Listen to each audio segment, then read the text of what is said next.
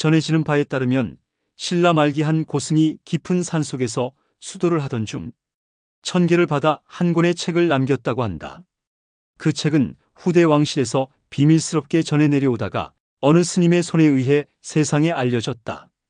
그 책의 이름은 천운기록. 책 속에는 신라 이후 한반도의 운명을 암시하는 여러 개의 예언이 담겨 있었다. 그 중에서도 가장 신비로운 것은 을사년이 등장하는 구절이다.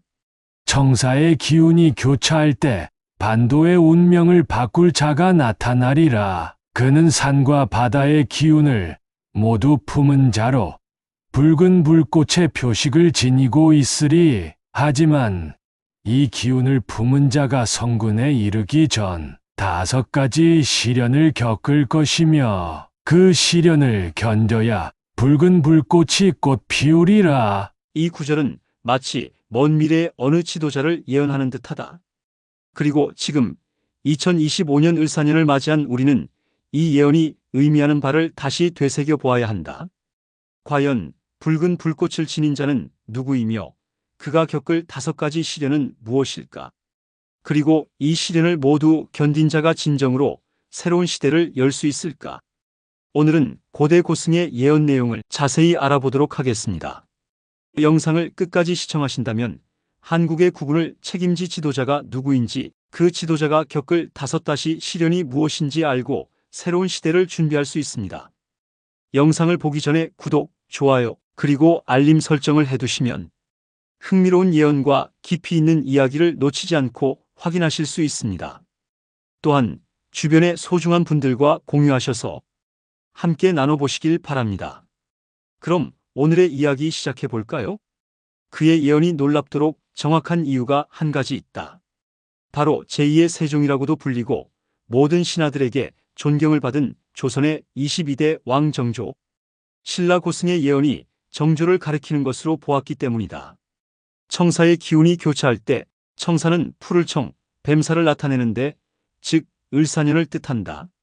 산과 바다의 기운을 모두 품은 자. 이 두 요소는 동양 철학에서 매우 중요한 의미를 갖는다. 산의 기운은 왕의 강한 권위, 흔들리지 않는 중심, 개혁의 힘을 나타내고, 바다의 기운은 유연한 외교력과 소통, 변화의 능력을 나타낸다. 즉, 정조는 강한 개혁 의지를 가지고 있었고, 자신의 뜻을 펼치기 위해 규장각을 만들고 신하들을 철저히 통제했다. 그러면서도 그는 신분에 관계없이 인재를 등용하고 민생 정책을 펴며 백성과 소통하는 능력을 갖추고 있었다.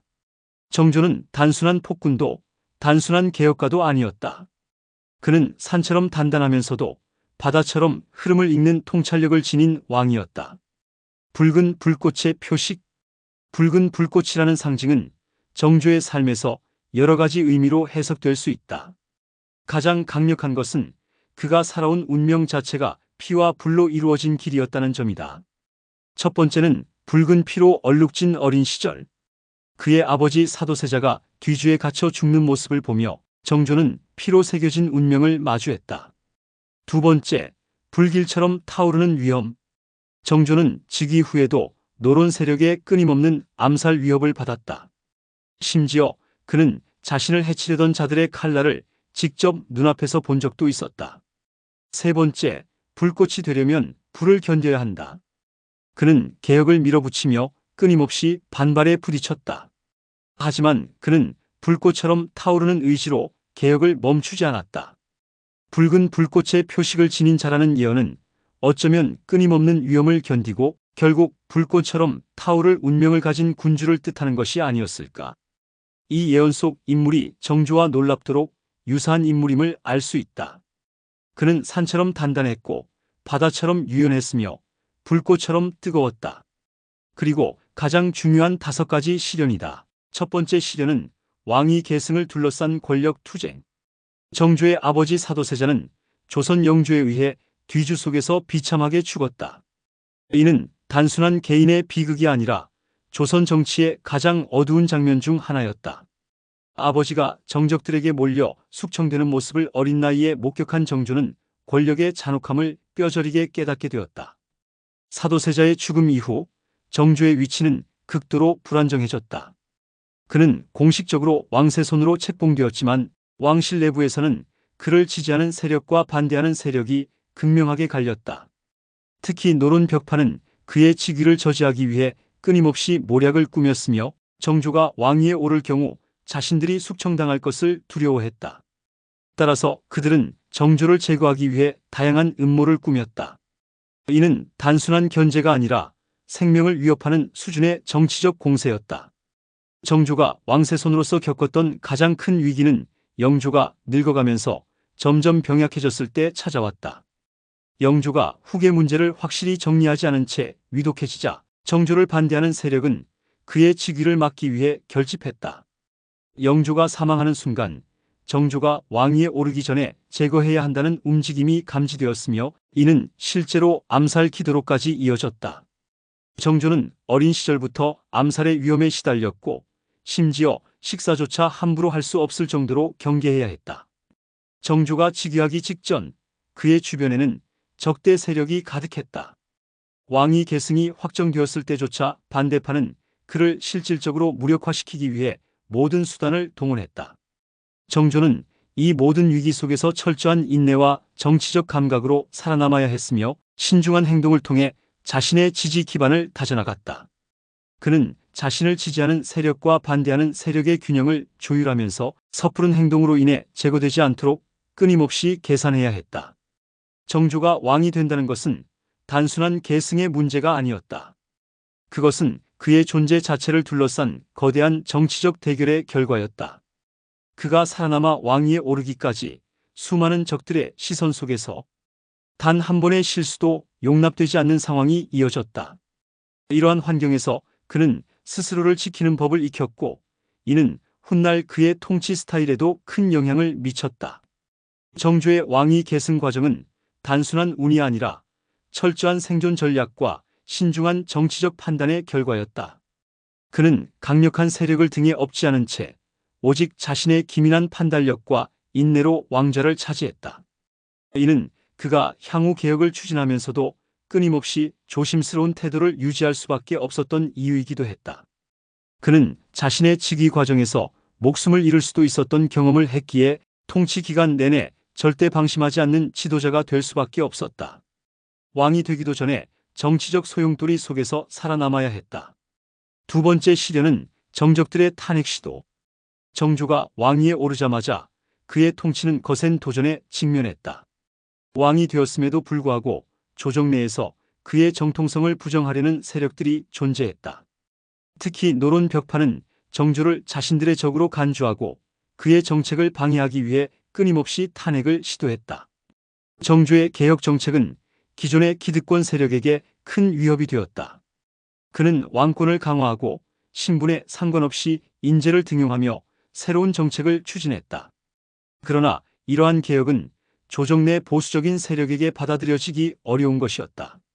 노론 벽파는 정조의 정책이 자신들의 권력을 약화시키고 조선의 기존 질서를 무너뜨릴 것이라 생각했다.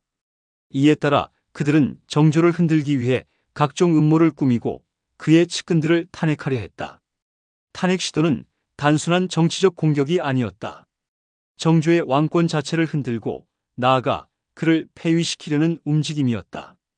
조선의 역사에서 왕조를 흔드는 가장 강력한 방법은 왕이 잘못된 정치를 하고 있다고 몰아붙이는 것이었으며 정조도 이러한 전략의 희생양이 될 뻔했다.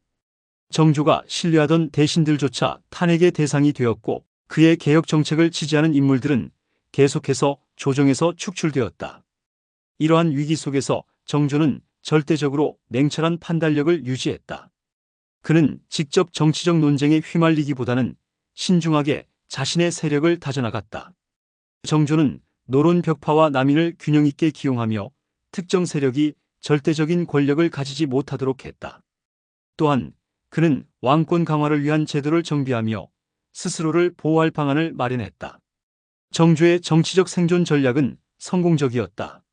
그는 탄핵 시도를 정면으로 받아치는 대신 교묘하게 권력을 행사하며 자신의 위치를 더욱 공고히 했다. 결국 그는 자신의 개혁 정책을 유지하며 조선의 중흥을 이끌어 나갈 수 있었다. 그러나 이 과정에서 그는 끊임없는 견제와 저항을 경험해야 했으며 언제든지 폐위될 위험 속에서 통치를 이어가야 했다. 세 번째 시련은 암살 위기와 감금 상태. 정조는 즉위 후에도 수차례 암살 위협에 시달려야 했다.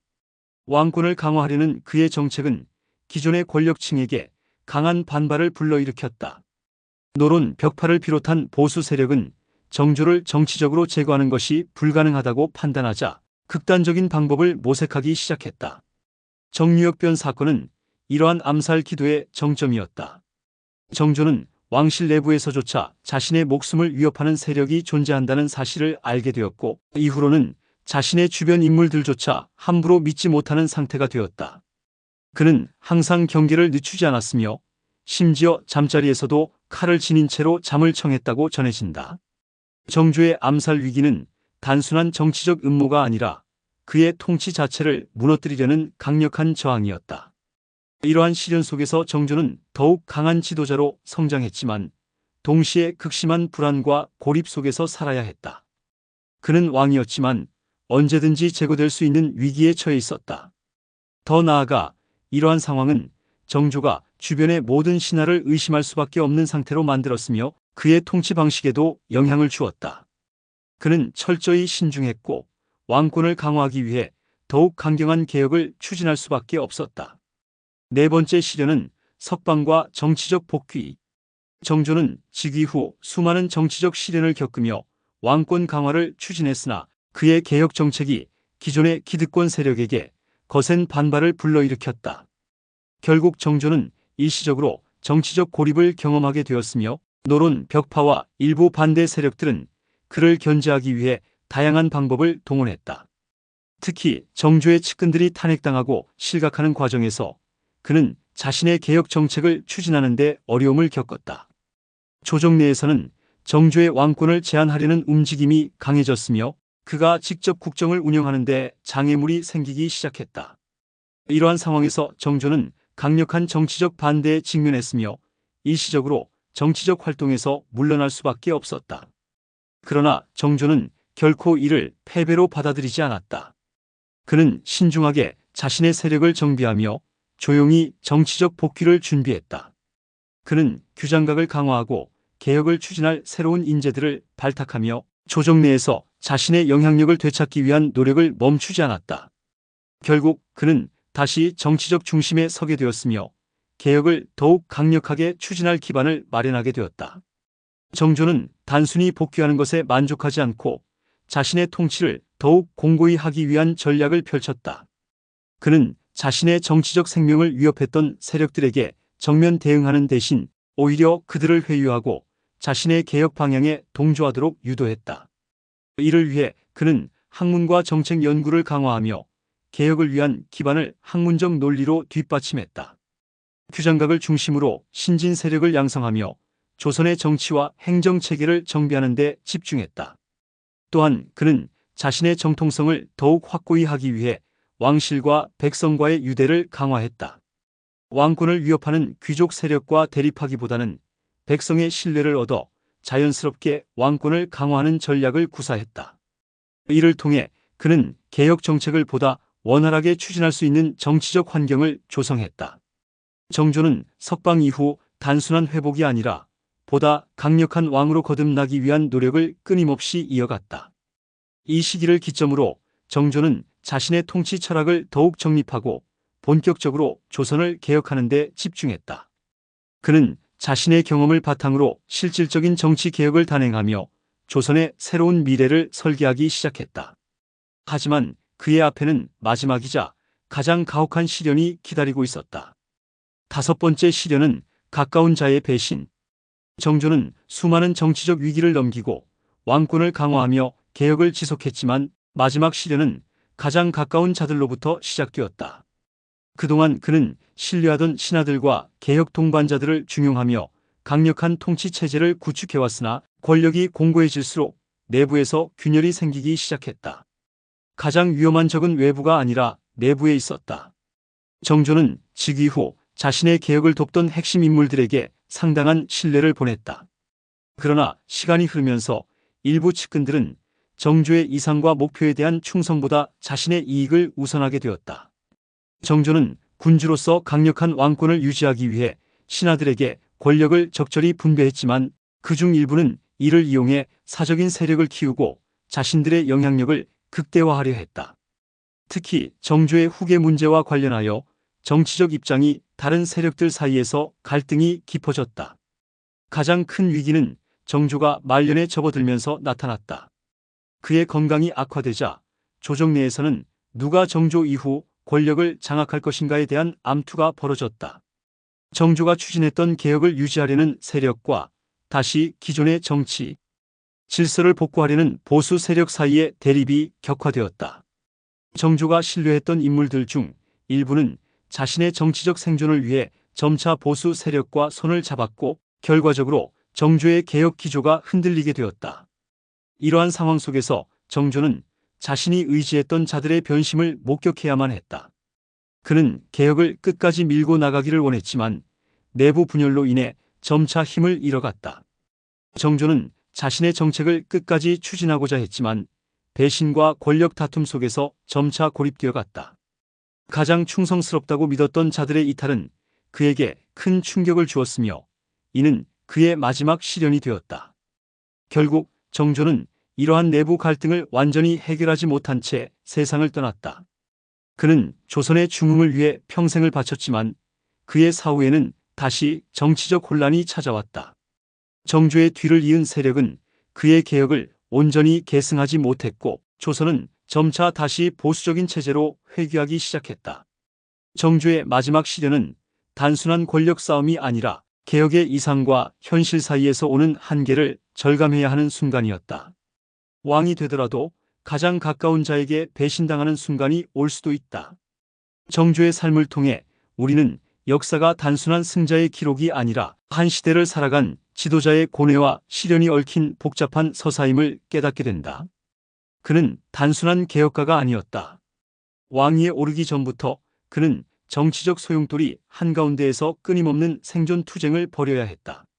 왕위 계승을 둘러싼 권력 투쟁에서 살아남았고 즉위 후에는 탄핵 시도와 암살 위협에 시달렸다.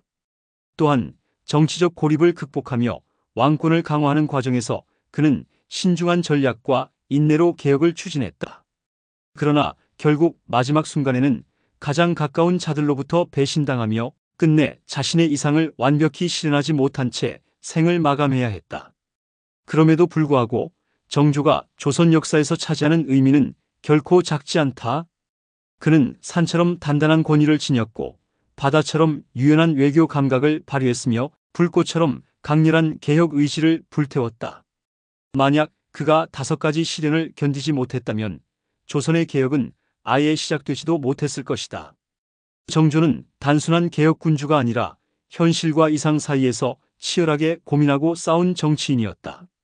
그는 자신의 뜻을 이루기 위해 끝없이 도전했고 시련을 극복하며 시대의 변화를 이끌었다. 하지만 정조가 직면한 5가지 시련은 단순히 그 시대만의 문제가 아니다. 시대가 변해도 권력 투쟁, 정적들의 저항, 암살과 배신은 반복된다. 오늘날의 지도자 역시 유사한 도전에 직면하며 정치적 생존을 위해 치열한 싸움을 벌인다. 따라서 신라 고승의 예언이 정조를 가리키는 것이라면 그것은 단순한 과거의 이야기가 아니라 시대를 초월한 지도자의 숙명을 의미하는 것이 아닐까. 과연 2025년 예언 속 붉은 불꽃을 지닌 자는 누구일까? 그는 정조처럼 시련을 극복하고 새로운 시대를 열 수 있을까? 역사는 반복되지만 같은 실수를 반복하지 않는 것이 중요하다. 정조의 실패를 통해 배우고 그의 개혁 정신을 이어갈 지도자가 나타나야 한다.